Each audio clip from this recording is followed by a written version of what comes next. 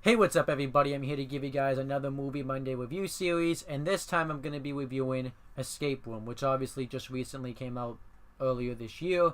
Um, and I will give a warning that some of the stuff I might not remember as well, since I haven't. I watched the movie like about a week ago now, and obviously you're not going to remember, have as good of a review as something. That you saw a week ago versus just after watching it. So I will give you that warning a little bit further in advance. But yeah, I'm here to give you guys my review of Escape Room. Obviously the review is going to be structured the same, so I'm just going to get right into this.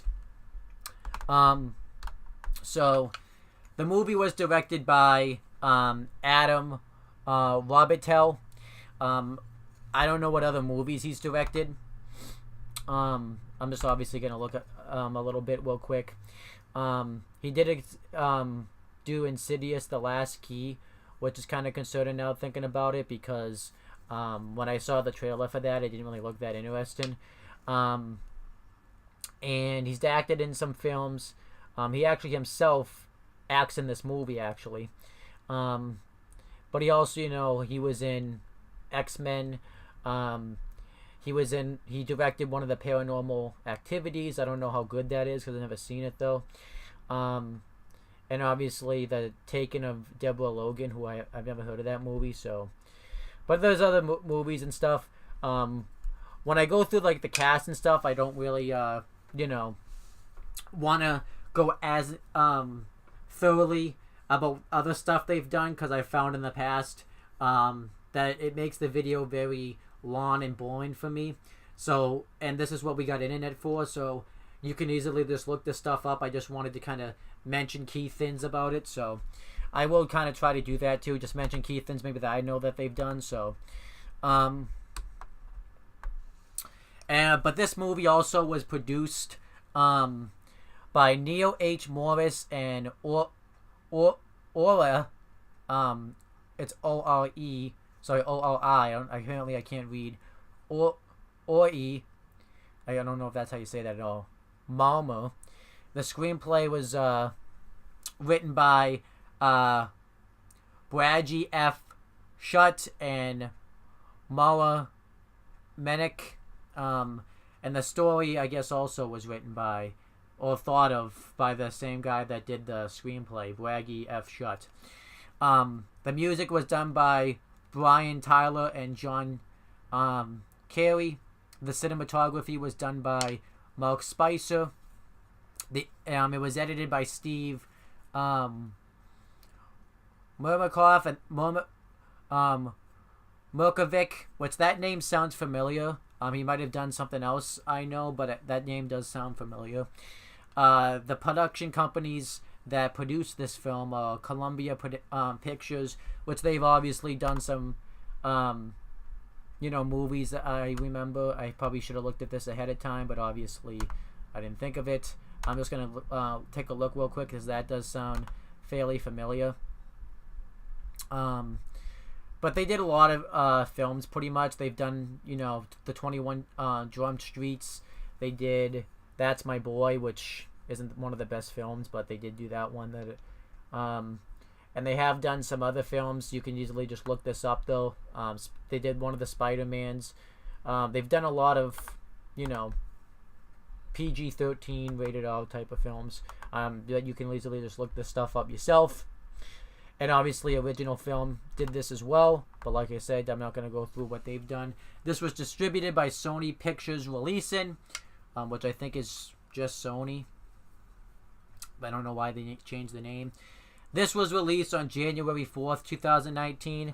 I actually didn't go see this movie, though, the day it came out because I had a birthday party I had to attend that day, so we kind of had to accommodate for that. So what I did was I think I watched it. I remember going... Let's see. I think I went the following Tuesday. So since today's the 14th and a week ago was the 7th, I went the 8th. So yeah, the movie came out on January 8th. And obviously the movie had a budget of $9 million, which is pretty big. It's kind of a low budget film because obviously, but I feel like that's kind of in the middle in a way because a lot of films, will do like $15 million. That's pretty big.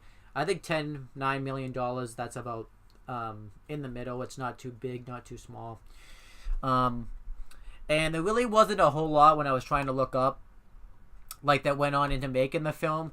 Now I have a feeling once I upload this, though, it's probably going to be a lot of information about that. But it does. I'll just read like a short, because it's very short. It's like literally 2 sentences. It says, on August 9th, 2017, it was announced that the film titled The Maze had commenced casting. But then it doesn't go into anything about that, though, because this isn't called The Maze. It's called,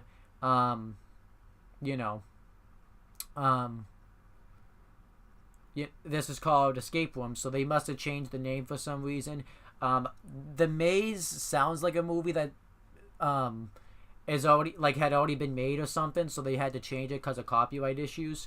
But don't quote me on that because that might be wrong. And obviously it was set to shoot in South Africa in late 2017. And then it says in January 2018, director who directed the film, Robert Tell, told Sci-Fi that production had wrapped and that the film would be released in September 2018. Obviously that didn't happen because this is now January 2019. The movie, just came out and is still out now. So there's something that obviously had to have happened. From what I remember too, I think Halloween was going to come out, so maybe they were worried that Halloween was going to kind of oversee this. I think I remember there was a lot of good films coming out in 2018 around that time. So I'm wondering if they pushed it off so that way, because this film kind of came out at a good time. I'll just say this right now because it doesn't have a lot of good competition right now because we're in like kind of a lame duck month when it comes to films because obviously Christmas just concluded, so not a lot of people want to see movies around Christmas time. So this movie kind of came out at a good time. The only thing that's really surpassing it right now is Aquaman, but I hear that's like really bad. So, but so it's kind of like a weak period with films. I don't really there's no film right now that I'm like urgent to go see. So there's that, and because it says when you read the release column, it says in May 2018 it was announced that the film had been titled Escape Room. So they obviously changed the name because it was supposed to be called The Maze, and then in May it changed to Escape Room. And then it says it would be released on November 30th, 2018. Because obviously they pushed it up because I think Halloween came out kind of shortly after this film would have come out. Because what happened with Welcome to Hellfest is it didn't really lit the world on fire, and they had to push that up a few weeks because Halloween, it was supposed to come out the same time Halloween would have, which obviously it's a good thing that didn't happen. But I think now that once Halloween came out, everyone kind of forgot about Hellfest. At least I did anyway. So I can't even remember the name of it, and it didn't do very well in the theaters and stuff. And then it says a month later the film was pushed back to February 9th, and then it was rescheduled for January 4th, 2019. So it was supposed to come out on February 1st, but obviously something happened in between then. So I don't know what was going on, why they kept moving it. They didn't really go into detail about that though. So there's that. I know I don't kind of it seems like I kind of jumped around a bit, but I just kind of I'm not given a lot of information, so I'm just kind of guessing here. But I'm gonna guess though that the reason this film didn't come out in September had something to do with Halloween coming out in October. But I don't know why they changed the name of it and stuff. Because there was something, because there had to have been some, because I think definitely there had to be some copyright issues. But now I'm going to start off by talking about the film itself. Now I'm not going to break down this film, in order, chronologically scene by scene, because I feel like I be trying to remember everything, so I'm just gonna kind of mention it. I'm just gonna start off to when the escape room actually starts, because that's kind of like where the meat and potatoes of the film is and stuff. So there's I'm just counting to count them out. There's 1, 2, 3, 4, 5, 6 characters in the 6 main characters in the film. We have Zoe, who is a shy physics student. And then we have Ben, who's struggling as a stock boy, a young trader, and Joe, a war veteran, and Amanda, and former miner Mike, and Danny, who specializes in this type of stuff, because in real life you actually can. I mean, escape rooms do exist. I think I was in one myself, and I really wasn't interested in it. Just wasn't my cup of tea. So I found it kind of boring. Which is kind of weird that I would go see a film like this, but and enjoy it. Which is a little spoiler at the end, but so there's that. But yeah, it focused around those 6 characters. And what happened is in the beginning portions of the film, we saw that they got these escape boxes, and they did something with the boxes where they completed them, and then they were told to go to this location where the escape room was being taken place. Which this movie was filmed in Los Angeles, I believe, because I think that's where the film takes place. But don't quote me on that. So what happens is, well, I don't know if they went to Los Angeles at the end. I think it was filmed in Los Angeles. But I would have to make sure that is right. Yeah, I think it was filmed in Los Angeles. And in the beginning parts of the film, though, they only really focus on 3 characters, and that's Zoe, Jason, and Ben. We see that Zoe is a shy psych student, because she knows an answer to a question but decides not to raise her hand because she's just shy. So a teacher challenges her to go up being part of the her teacher challenges her to do something that scares her, and there's podies, and she isn't interested in podium with anybody. I believe it was approaching Thanksgiving break when the movie was happening, because this was it was Thanksgiving break, so she was going to be by herself. So then she got the box, and we found out that her teacher gave her the box. And we find out that she's a college student, and I don't know I think they said she's 19 years old, because she looked, about 19. But then you see Ben, meanwhile, who is struggling as a stockholder because he really doesn't associate with anybody. He's stuck behind the scenes, and doesn't really have a lot of friends, doesn't really socialize. And then we see Jason, who's a successful manager and always is just focused on being successful. So we really kind of only saw the focus on those 3 characters throughout the film. They all obviously end up going to the room, and I thought this was done very uniquely. Well, not really uniquely, but I thought it was done very well. And then Ben, they're thinking that they're just going to go to this room, and that someone's going to come take him to the actual escape room. They even hear a woman, say, "Have a seat, I'll be with you in a moment." The typical thing that a secretary would say. And then Ben gets sick of waiting and wants to go have a smoke break, and when he goes to open the door, he ends up ripping the handle off, and we actually find out that the game is actually started right then. And Danny, who's the escape room enthusiast, is really excited about this. they have to find like some sort of clue or something to get out of the room, because that's, if you've ever done an escape room, that's what you would do. So what ends up happening is we find out that you could ask for a hint, so they try to ask for one, but we find out that the woman's secretary was actually just a recording, and I believe they get a phone call and get told they only have a certain amount of time. Somebody finds a screwdriver, and Amanda and the room starts to get hot, and this is as if like they're in an oven, and they still don't think that any of this is real at this point. They just think they're doing this for show as part of the game, and they get Amanda some water, and then somehow they end up opening and find an air duct. I don't exactly remember how, and Jason crawls through it and finds that they can get out that way. Actually, what happens is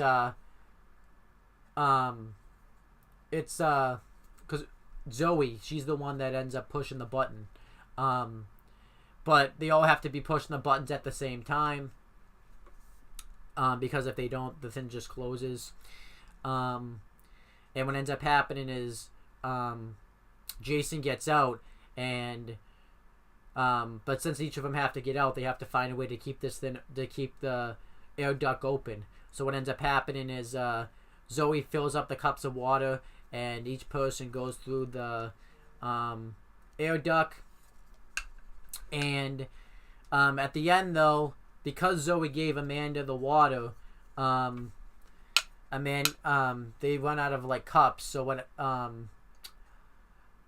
Ben ends up sneaking in alcohol, so he puts that down on the coaster, and they all end up leaving. Doing this, Amanda has like a little bit of a PTSD attack, but is able to kind of overcome it, because we see kind of that that was part of it.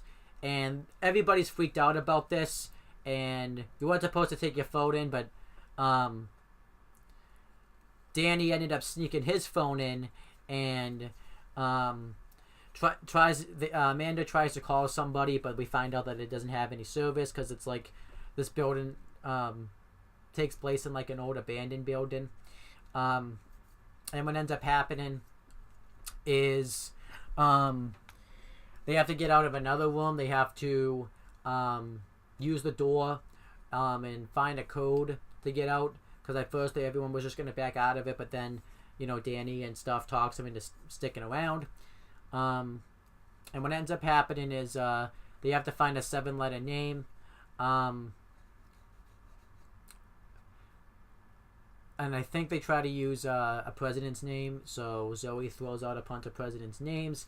And then Ben has a flashback moment to a time he was in like a car accident, and what ended up playing was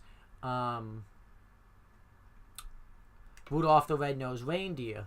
So obviously that tied in, and he said Rudolph, and he gets freaked out because he's wondering how he could have known, like, how that possibly was it. So I kind of thought, obviously at this point we had known that something was up at that point. So what ends up happening is they leave and they enter this snowy Arctic area where they're on ice, and it's really cold out, obviously, because they're in the snow.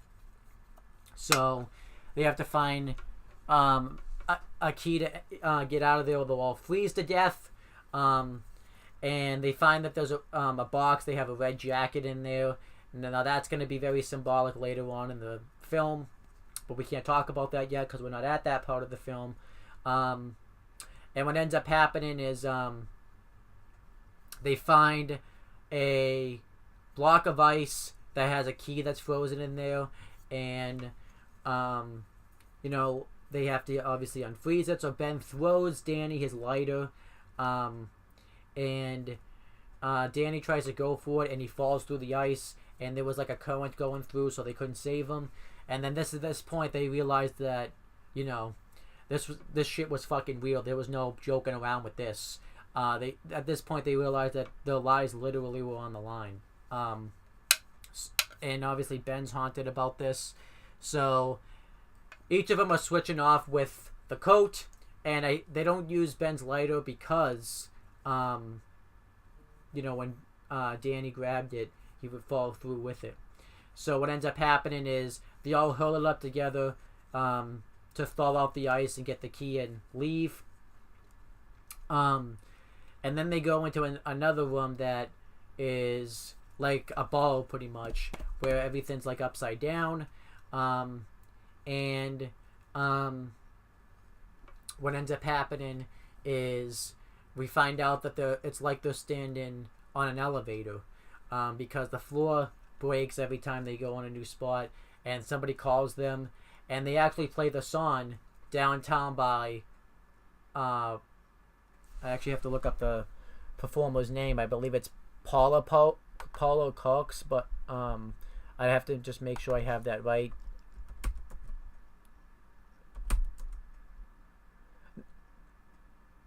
Petula Cloak. I don't know how to pronounce her last name, but if you ever heard the song Downtown, you would know what I'm talking about. And obviously I knew this song was going to play at some point in the film, because if you watch the trailer, this is like one of the songs that plays in the trailer to kind of hype you up to want to watch this film. And they play this song, and anytime the song ends, the radio like searches for signal. The floor, each members of the floor falls and reveals like it's actually as if it's like an elevator. Each of the thing falls, and they could all like fall 8 feet. So Amanda goes to get the combination for it, and they find out that like the numbers are backwards because they used pool balls, and they give her the code, which I thought was awesome. They did some intense moments where they all had to grab onto the walls, and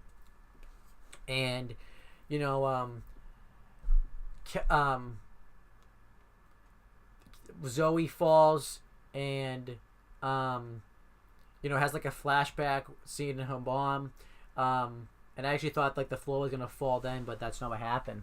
And then what happens is and then obviously you saw that Jason falls, nearly falls and stuff, and they end up giving Amanda the right code, and they had to use this because they had to get another pool cue, like a pool ball, so that way they could use that as a doorknob to enter in another door. Amanda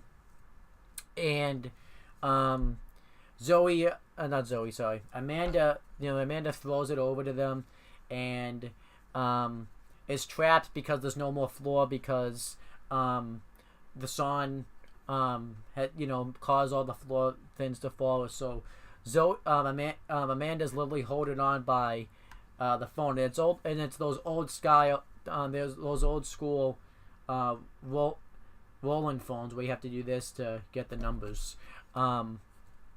So what ends up happening is they try to save her by grabbing a pool cue, which is like the stick that you use to hit the balls in the pool table. And Amanda sacrifices herself so that way they can be saved. And they end up going through, and Zoe's obviously haunted by this because she had to see Amanda die right in front of her. And they find out they're in a hospital room, and we find out the whole purpose of why they're in this escape room, because they've all had experiences where they were the last one to survive a situation. Mike was trapped in a cave, and he heard and it like collapsed, and he heard one of his brother literally struggle for air. Jason was ice fishing, and they hit like a big wave, or I think deep sea fishing, and the whole boat tipped over, and his friend got hypothermia, and they only had that one coat to keep him warm, and he was rescued by, I think, the military. Ben calls all his friends to drive in a drunk driving incident. Zoe and her parents, I believe she was part of like a helicopter trip, and she she was the only one that survived. Jason, by the way, was found by the Coast Guard. I probably should have assumed that since they were in sea. I'm just trying to see if I can get all of these. So Zoe survived the plane crash. I just want to make sure I got everyone. And Amanda was the only soldier to survive an attack from Iraq. So they find out that they're playing the ultimate game to see who the last one will survive is. And Zoe realizes this and kind of chooses not to really play the game like she's supposed to, because that's what the game master wants them to do. So she destroys the cameras and she just starts freaking out, and they have to enter the next world, or the next part of the escape room, where there's I gotta make sure I remember the name of it.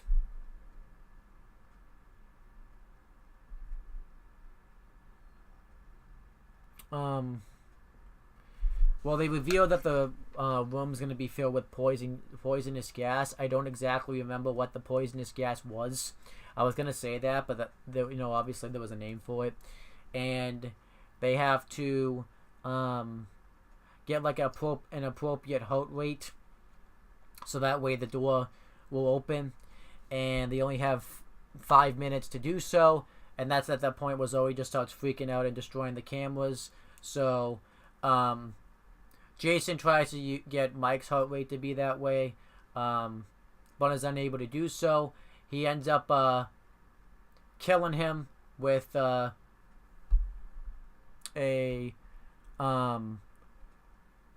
defibrillator, which is the thing that you do clear and they shock you. But then, which obviously haunts Ben, and eventually, Jason realizes he has to do this himself, because there was one. Each person got like a written message on their boxes, and he had to take more chances. So he took a chance and did the shock himself, and ended up saving everybody. So Ben and Jason leave. Ben tries to save Zoe before all the all the poisonous gas. She ends up suffocating, but is unable to do so. And Ben gets upset with Jason that he killed Mike and just left Zoe out there to die. But Jason says he's just doing this so that way he can survive. And when you in a survival situation, you have to do what's necessary for yourself. And this is at this point where Ben realizes that his roommate really didn't get hypothermia. He murdered his roommate so that way he could have the one jacket that they both had. And Jason chokes him and says, let's just do what's necessary to get out of this escape room. So then they're in like this weird room that has like that's taking place like as if they were in a hallucination, and they open this valve where it releases a lot of substance that causes them to hallucinate, and there's only one antidote, and so they both end up fighting for it, and Ben murders Jason so he can get the antidote and leaves them to die. And then Ben goes into the next room with like an old school room with like as if it's a library, and he has to get the right code to get out of there. And the hidden meaning behind it is that there's a book that has the code on it, and they actually started the movie like this, and what ends up happening is Ben the walls and closing on Ben as and it's gonna completely crush him if he doesn't get out. But he just barely gets out in time and crawls through and wins the game. And we meet the game master. We find out that the game master did this because he wanted to do an experiment. If you put 6 people in a game to see who would survive in the end, and since Ben survived, he won the game. So Ben thinks that he can go home after this, but then the game master tries to kill Ben. And as this is happening, the game master's hitchman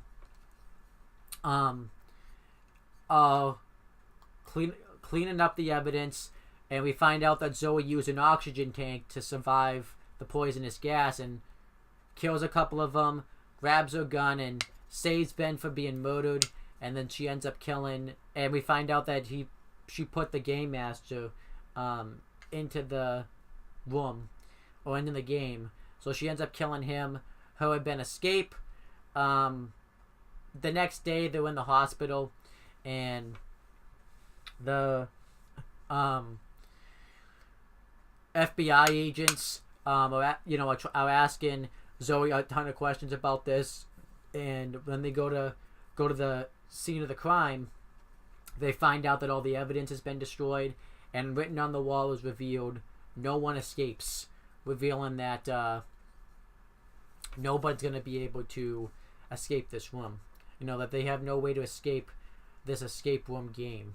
So then what happens is 6 years later, Zoe and Ben have adjusted to life, and Ben is a pretty success in marketing, but Zoe hasn't let this go, and she finds coordinates to New York where they're going to do another one of these, and convinces Ben to go.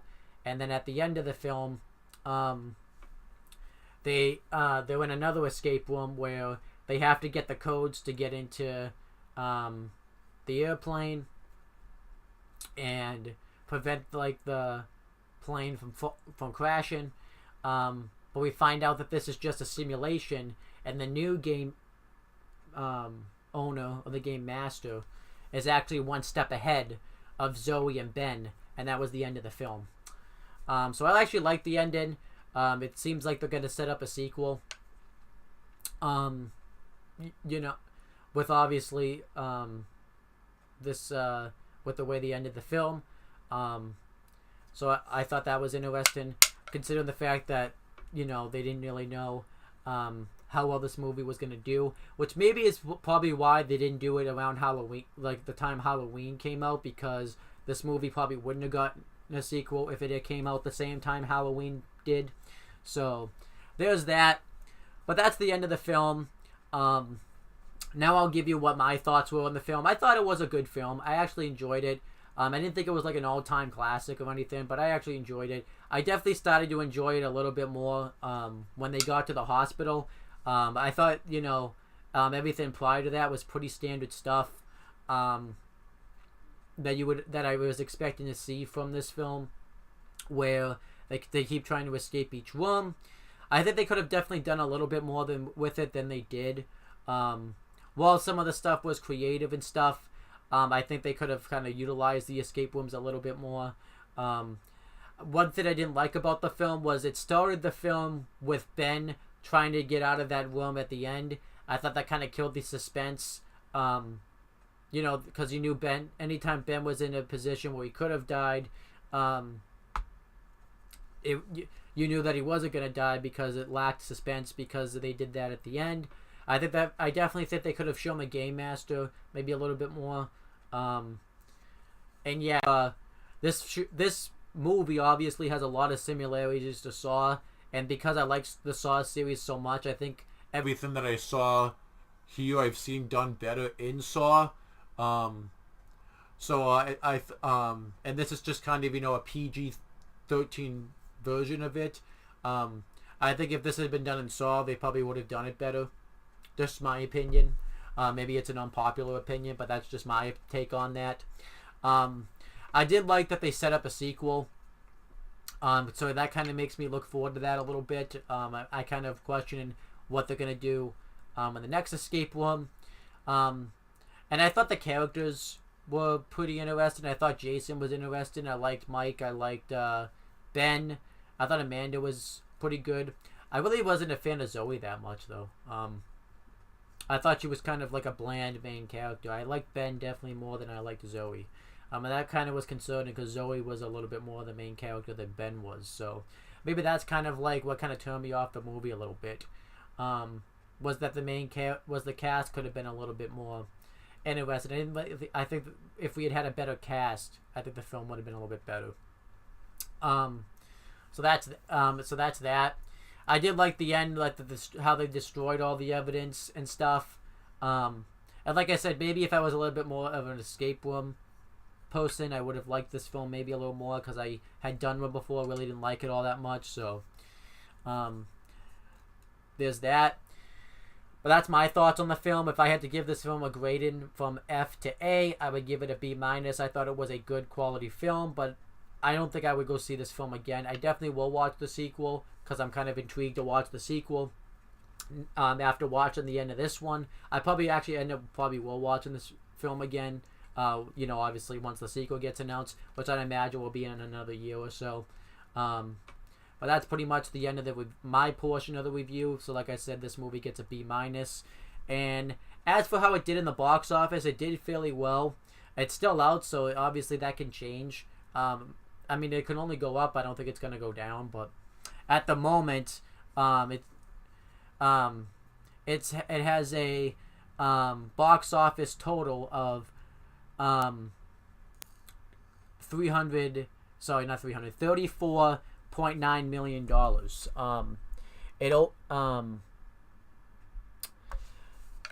It grossed $32.4 million in the United States, and in Canada it got $2.5 million, which brought the $34.9 million if you do the math. And currently, on its first day, it made $7.7 million. Which also includes the $2.3 million it made during the Thursday night preview, which I actually was going to see it that night, but it was just too last minute for me.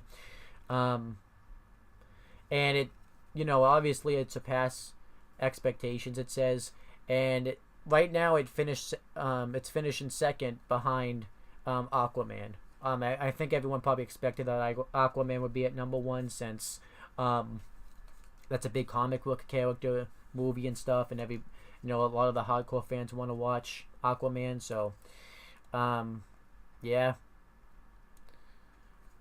And there was something I forgot to read, that they did hold this movie back because apparently people in Poland anyways, somebody had died of an escape room fire. 5 teenagers, so that's probably also why they hold this movie back. But yeah, this movie, like I said before, though, the movie probably is at second because there's really not a lot of competition out there right now. I think it's just Aquaman that's really competed against it, so it kind of came out at a good time, because if it had come out probably, like I said, around the time Halloween came out, and maybe around the end of Thanksgiving and stuff, I think it would have not done as well, but that's just my opinion. As for what everybody else thought of the movie, the critics and the fans, this is like another one where like the fans and the critics really just don't agree on the film. This is one of the ones that the critics don't like and the fans like, which sometimes in filmmaking I do ask, who do you listen to, the critics or the fans? Because the critics kind of sell the fans that want to see the movie, because if they hear it's not good by critics, they're not going to want to go see it. But at the same time, a lot of fans like to go to the film, so sometimes you ask the question, who do you listen to? On Rotten Tomatoes, it currently is at, obviously this could change, is at 53, is it 53 or 52%?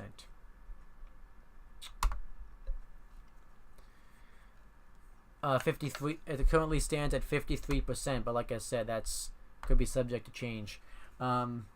It has an average rating of 5.2 out of 10, which is okay. It has 90 reviews, and there's 40 of them fresh, and 42 rotten. And some people, the critics so 60% like it, out of an audience score, which isn't that bad. It's passable. I would say too, you know, they said some of the same things either. They could have done a lot more, but it is what it is. The fans, though, I think liked the film a little bit more. It got a 6.4 out of 10. So they liked it a little bit more, but probably not by much. And some people were raving about it, calling it an amazing movie, but some people didn't like it. So this film, review-wise, is doing all right. But I do think whether it does good or not, they are going to make another one. I don't know if the sequel is going to be better than the, obviously the original, because typically sometimes, obviously in film history, the original is typically better than the sequel. And yeah, I think, but we'll have to wait and see. I definitely would say though that this is pretty much a PG-13 version of Saw, if you would ask me. But I still thought this was a good film. Like I said, B-. But that's pretty much the end of this review. I kind of said everything that I wanted to say. Hope you guys enjoyed the review. Thank you guys for watching. Please make sure you guys like, comment, and share this video so people will watch it. Make sure you guys do the same thing for my CM Brothers YouTube channel. Well, they actually don't like it because there's no videos on there right now that are new. But there are videos on there, so like, comment, and share them. But subscribe and click on the bell for notifications for both this channel and the CM Brothers channel. Kind of messed up the plugs, but what's life if you don't mess up sometimes, right? So that's pretty much the end of the video. I'll talk to you guys later.